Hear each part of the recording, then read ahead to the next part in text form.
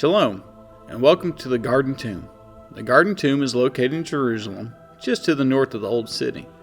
It is located outside the first century city walls, just outside the Damascus Gate.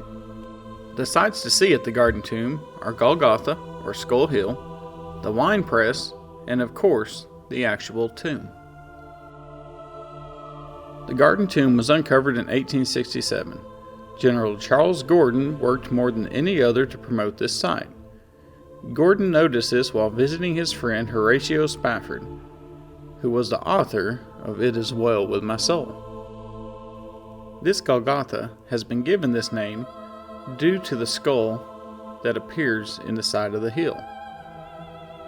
This is also the Protestants' burial site. John 19, starting in verse 17. So the soldiers took charge of Jesus.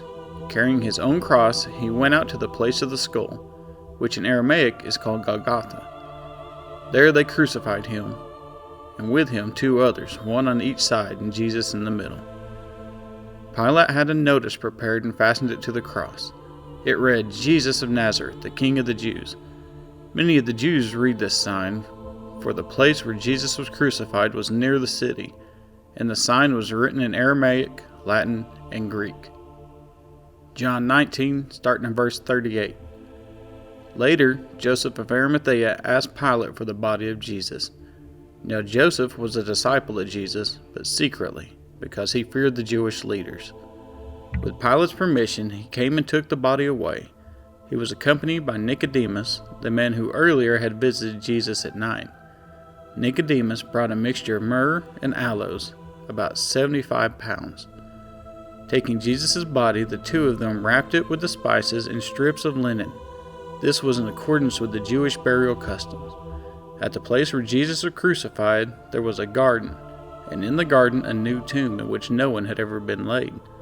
Because it was the Jewish day of preparation, and since the tomb was nearby, they laid Jesus there.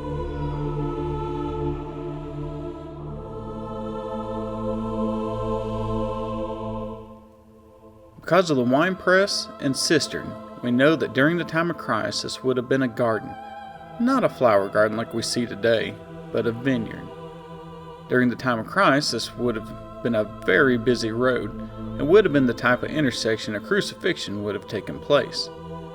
The Romans were all about showing who's boss, and if you break the rules, this is what happens.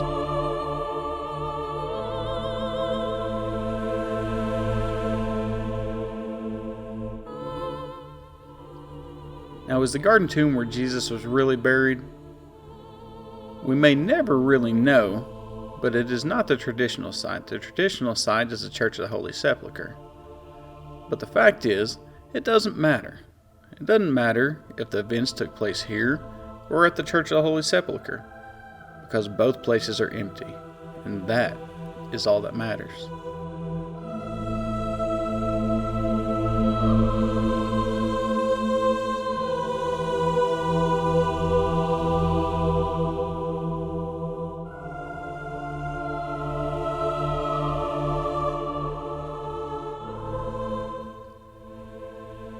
Thank you for exploring the Garden Tomb with me. Please like and subscribe, and we'll see you at the next site.